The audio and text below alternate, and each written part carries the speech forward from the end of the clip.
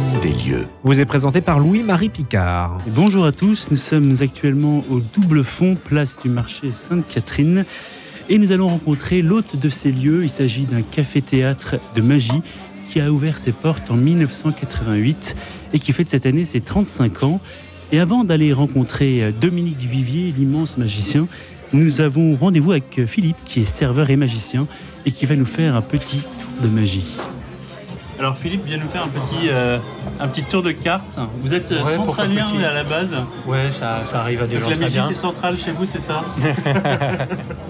Voilà, j'ai fait l'école centrale et après je me suis dit bon allez, assez rigolé, passons aux choses sérieuses et voilà, c'est la magie quoi. Ouais. Alors, vous allez choisir une carte, ça me paraît un bon début. C'est original. Alors attendez, je vous explique. Je passe le doigt comme ça et juste vous à un moment, vous me dites stop. Stop. Ok, grosso modo, on est dans cette zone.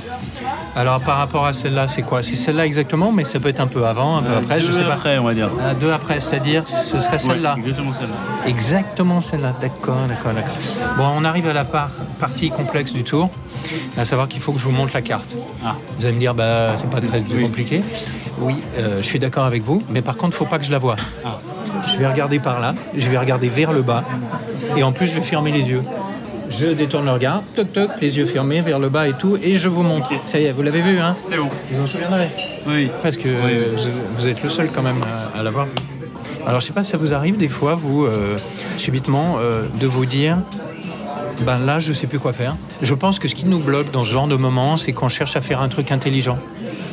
Alors que si on se dit à la place, mais faisons un truc idiot, je trouve qu'on a beaucoup plus d'idées qui arrivent. Là, par exemple, je dis truc idiot, je sais, là, c'est vraiment bête. Je vais mélanger des cartes face en l'air avec des cartes face en bas. Ça, c'est carrément crétin, ça. Ouais. C'est crétin, c'est exactement ce qu'il nous faut. Des cartes face en l'air mélangées dans des cartes face en bas. Franchement, dis donc, évidemment. Là, faut pas s'étonner, il y en a des faces en l'air, des faces en bas, des faces en l'air encore, en bas. Bref, c'est un bazar. Bon, écoutez, on va pas s'arrêter en si bon chemin. Je persiste. Allez, je remélange. Tant qu'on en est là. Oh, dis donc. Je n'avais pas vu la carte et en plus c'est mélangé face en bas. Oui, c'est mélangé face en bas. Mais vous voyez l'intérêt, je viens de comprendre l'intérêt de ça. Ça m'avait échappé sur le moment, mais c'est que vous m'avez vu faire ça, vous vous êtes dit, mais qu'est-ce qu'il fait, quoi? Et à cet instant-là, vous avez écarquillé les yeux, j'ai capté une forme de persistance rétinienne. Un truc assez coloré, assez dynamique, donc plutôt du rouge, vous voyez, le côté comme ça. Et et des bonnes joues, hein. Oui, des bonnes. Je parle de la carte, bien sûr. Oui. Non, alors c'est pas du carreau, si vous voulez. Le carreau, c'est comme ça. Non, c'est des formes épanouies, c'est du cœur, vous voyez. Vous voyez ce que je veux dire? Et attendez. Alors là, j'en vois. Ouh là là, mais il y en a beaucoup. Oui ou non? Non, attendez une seconde avant de dire oui ou non, parce que là, j'en sens plein, mais carrément beaucoup. J'ai même l'impression qu'on peut pas en mettre vraiment plus sur une carte. Moi, j'aurais dit 10 de cœur, comme ça.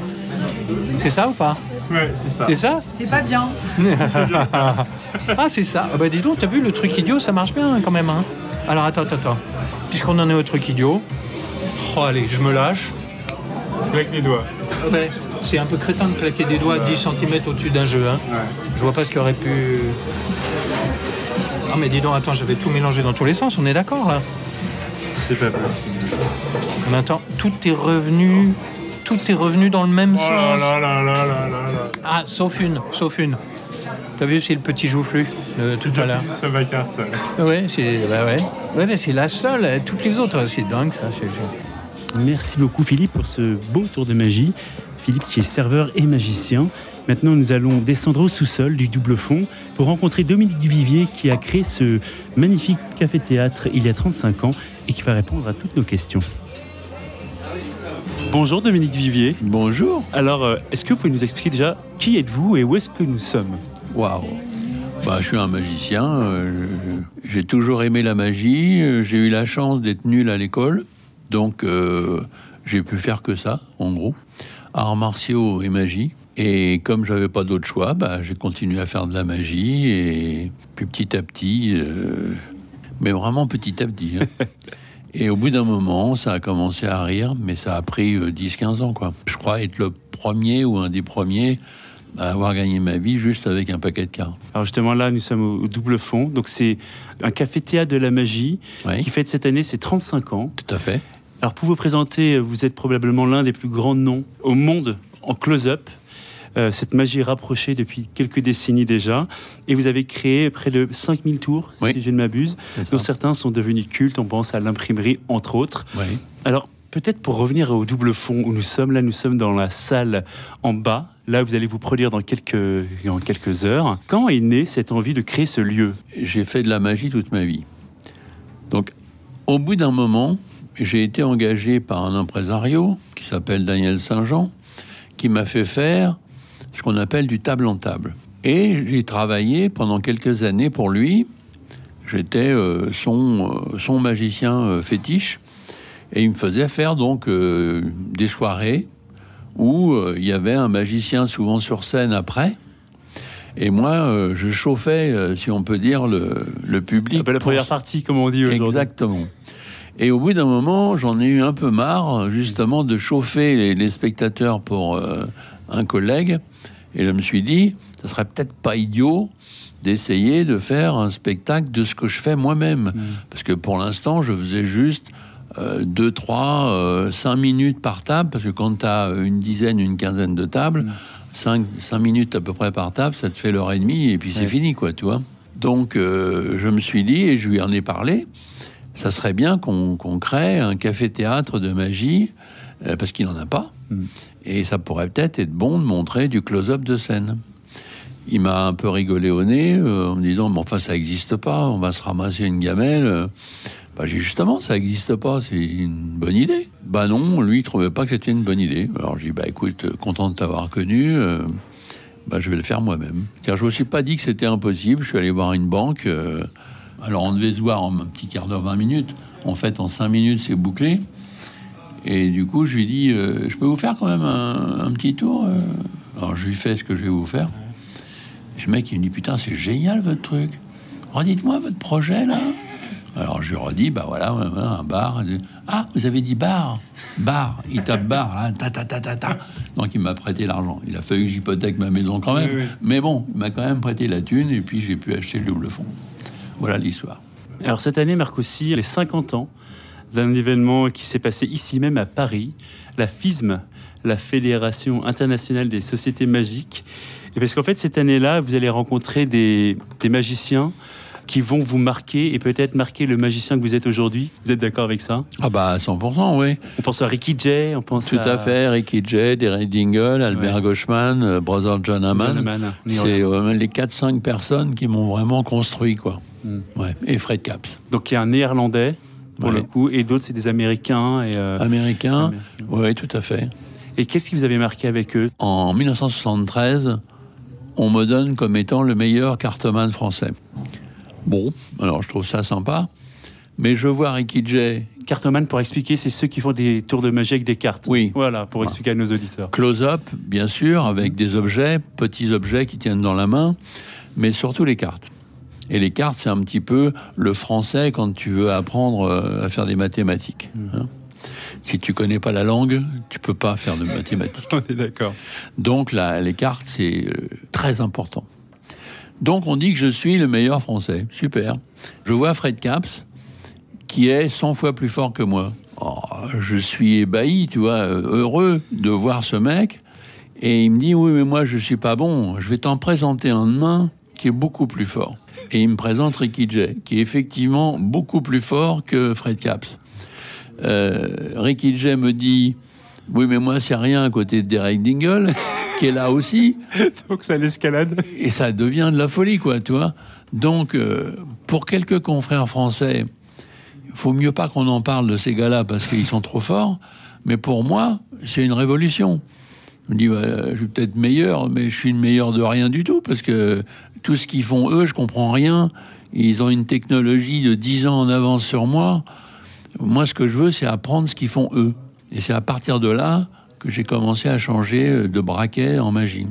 Alors, quand vous ouvrez en 1988 le double fond, est-ce que vous avez déjà l'idée, pour expliquer, les serveurs qui donnent des cocktails, des verres en terrasse ou en salle sont magiciens, pour la plupart en tout cas. Et ici même, là où nous sommes en bas, il y a un spectacle de magie. Nous sommes dans une salle un peu intimiste. Je sais que ce mot vous parle beaucoup. Ouais, Est-ce que vous aviez déjà cette idée-là quand vous avez ouvert le... Ah bah complètement, 100%. Moi, ce que je veux, je répète, c'est de faire du close-up de scène. L'avantage de la promiscuité, vraiment, on est proche du spectateur. Et en même temps, on peut faire des choses pour les 50 personnes qu'on a pour l'instant. Ouais. Et on peut faire un peu plus pour 60, 70. Mais dans l'ensemble, c'est étudié pour faire pour une cinquantaine de personnes. Et ça a toujours été mon point de mire. Et alors, justement, vous utilisez des objets de la vie courante, Oui. des cartes, des pièces, des salières. Forcément, alors on se dit, qu'est-ce qu'on peut faire avec des salières? Venez au double fond, vous comprendrez. Est-ce que ces objets de la vie de tous les jours, est-ce que c'est pas une manière de vous rapprocher du public? Parce que peut-être que des objets comme la malle des Indes ou une boîte pour couper une femme en deux, ça crée une distance. Est-ce que c'est un peu ça aussi l'idée? Oh, oui, c'est-à-dire que moi j'ai toujours préféré les tours de près et récupérer, si on peut dire, les émotions, les réactions du spectateur dans ce cadre de magie.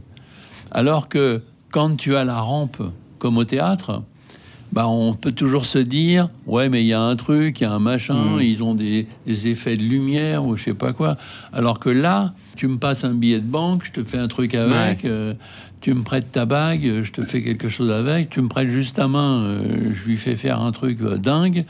Et les gens ont la réaction humaine telle que moi je la rêvais, tu vois. Alors justement, l'immense magicien américain, on en parlait, Brother John Hammond, qui pour nos auditeurs était également religieux marianiste, il disait que la magie ne se produit pas dans les mains du magicien, mais dans l'esprit du spectateur. Est-ce que vous pensez que finalement dans la magie, l'âme agit?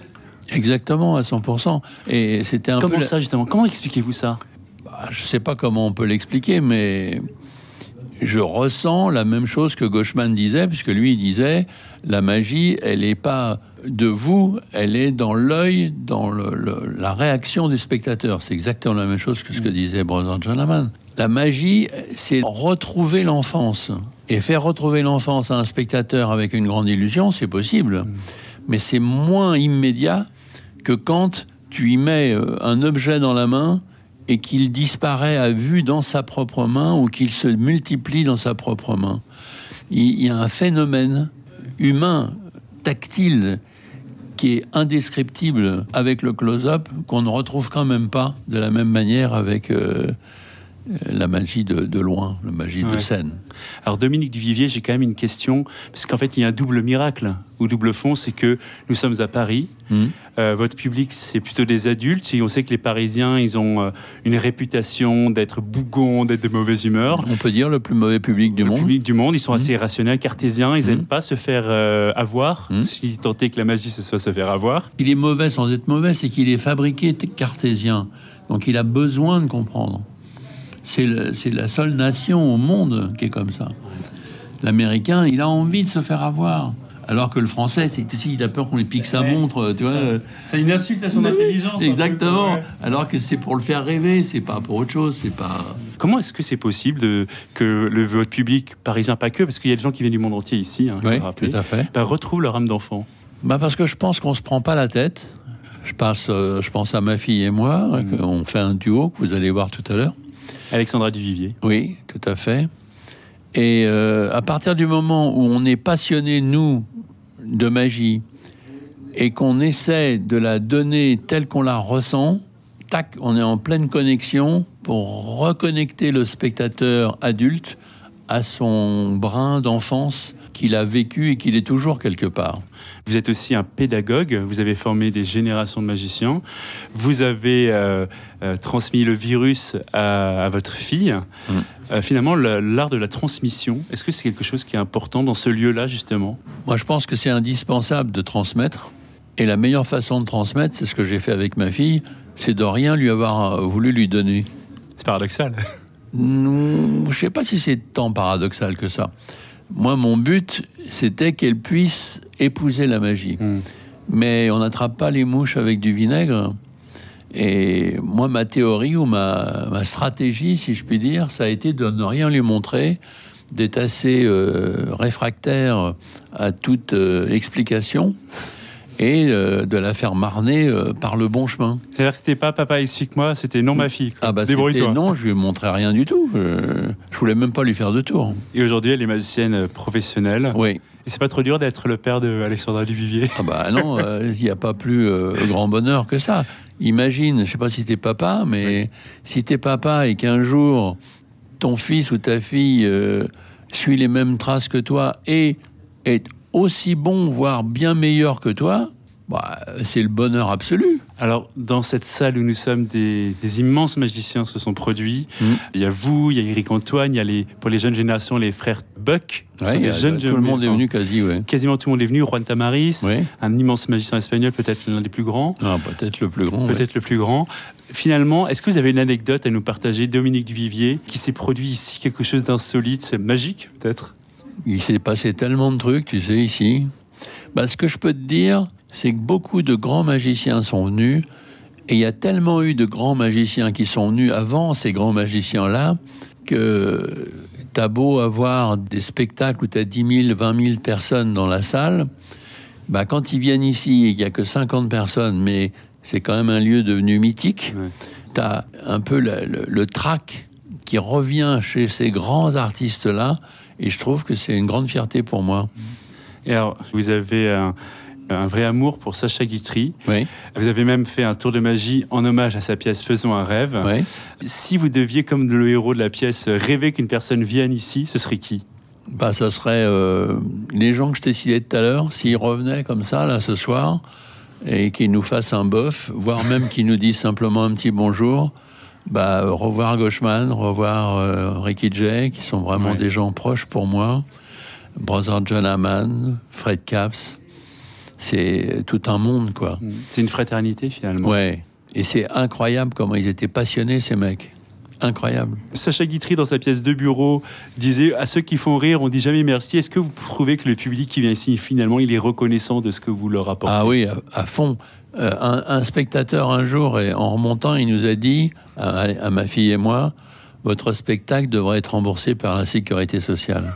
C'est pas beau, ça? C'est le plus beau compliment que vous avez c'est le plus beau qu'on a entendu. Oui. Quel esprit vous aimeriez voir perdurer? Bah, que ça continue comme ça a commencé. Que là, par exemple, tu vois, on a plein de nouveaux artistes qui viennent travailler pour nous, comme David Stone, comme Boris Wilde et comme d'autres. Et on a Luc Germain qui est venu il y a quelques jours. On a les plus grands du moment. Donc ce que j'espère, c'est dans 20 ans, dans 30 ans, dans 40 ans, il y ait les plus grands du moment qui continuent de venir montrer que le double fond est une bonne idée de magie. Quelle est l'âme de ce lieu, Dominique Duvivier? L'âme de ce lieu, je ne saurais pas te dire. Mais c'est la joie qu'on donne aux gens. On les voit, ils descendent, ils sont comme ils sont, quoi. Et ils remontent, ils ont plein d'étoiles dans les yeux. On nous remercie pour les tours, mais surtout pour le moment qu'on leur a fait passer, la complicité que ma fille et moi leur avons donnée. Tu verras, tu nous diras si tu vis un peu ça après. Bien sûr. Dans quelques minutes, vous allez jouer. Quel est votre état d'esprit? Est-ce que vous avez toujours le trac après des milliers de spectacles? Oui, toujours le trac, mais un bon trac. Ouais. Mais c'est obligé d'avoir le trac. Si tu n'as pas le trac, si tu l'as plus, c'est que tu commences à avoir la grosse tête et tu es sur la mauvaise voie. Il faut toujours garder l'esprit de débutant. C'est une belle conclusion. Merci beaucoup, Dominique Duvivier, d'avoir répondu à nos questions. Nous sommes au Double Fond et nous allons profiter de ce spectacle avec vous. Merci à vous.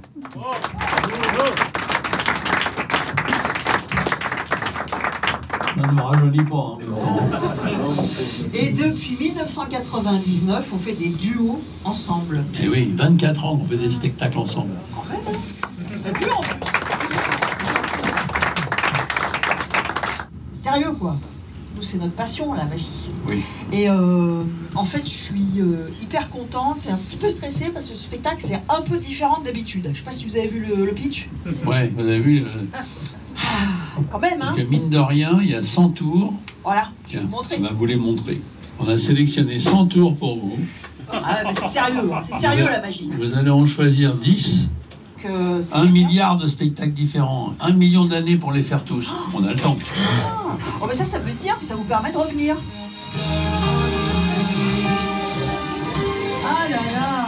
n'imaginez pas la joie que c'est de vous avoir, et je vous explique pourquoi. Parce que ça fait 35 ans que papa, celui que vous avez vu juste à côté là, il a créé ce lieu. C'est pas dingue ça? En 88, il a créé le lieu.